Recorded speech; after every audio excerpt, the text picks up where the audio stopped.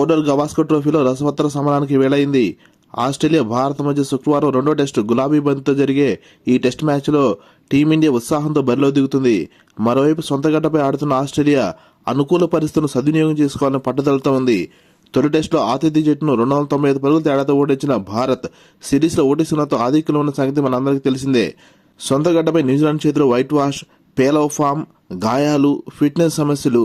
పెర్త్లో తొలి టెస్టు ముందు టీమిండియా పరిస్థితి ఇది. ఎలాంటి అంచనాలు లేవు, అనుమానాలు తప్ప పెద్దగా ఆశలు లేవు. ఇలాంటి ప్రతికూల పరిస్థితుల్లో తొలి ఇన్నింగ్స్లో కుప్పగొలిన అసాధారణ పోరాటంతో తొలి టెస్టులో అద్భుత విజయాన్ని అందుకోవడం జట్టు విశ్వాసాన్ని అమాంతం పెంచేసింది. కెప్టెన్ రోహిత్ శర్మ, గాయం నుంచి కోలుకున్న శుభ్మన్ గిల్ తిరిగి జట్టులో చేరడం భారత్కు గొప్ప సానుకూల అంశం. వీళ్ళ చేరికతో బ్యాటింగ్ మరింత బలోపేతమైంది.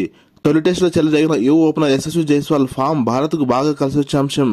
పరుగుల ఆకలితో ఉన్న ఈ కుర్రాడు మరోసారి మెరవాలని జట్టు ఆశిస్తుంది. పెర్త్లో జరిగిన టెస్టులో రెండో ఇన్నింగ్స్లో సెంచరీతో సీనియర్ బ్యాటర్ విరాట్ కోహ్లీ ఫామ్ను అందుకోవడం జట్టుకు శుభసూచకం. తన ఆటపై ప్రశ్నల తలెత్తుతున్న వేళ రాహుల్ కూడా చక్కని బ్యాటింగ్తో ఆకట్టుకున్నాడు. ఎంతో విలువైన పరుగులు చేసిన అతడు ఈసారి మరింత పెద్ద ఇన్నింగ్స్ ఆడాలని పట్టుదలతో ఉన్నాడు. కేఎల్ రాహుల్ను ఓపెనర్గా కొనసాగించి captain Rohit Sharma middle order రావాలని నిర్ణయించుకోవడం రాహుల్కు గొప్ప అవకాశాలలో సందేహమే లేదు.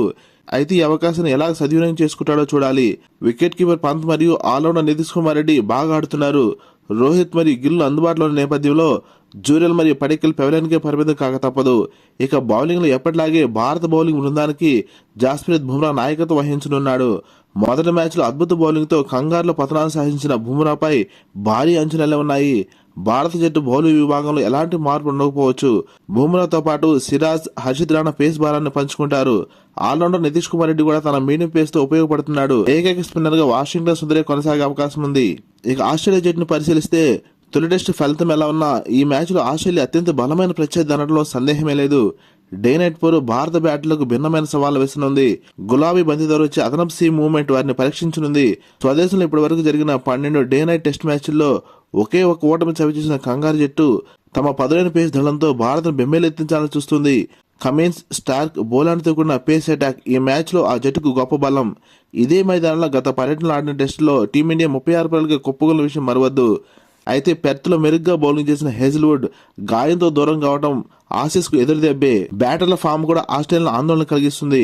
ముఖ్యంగా స్మిత్, లబుషేన్ పరుగుల కోసం చెమటోడుస్తున్నారు. బుమ్రా పేస్ ను తట్టుకుని నిలవడం ఆతిథ్య జట్టు బ్యాటర్లకు పెను సవాలే. అయితే తొలి టెస్టులో రెండో ఇన్నింగ్స్ తో ట్రావిస్ హెడ్ ఫామ్ అందుకోవడం కంగారులకు కాస్త ఊరట.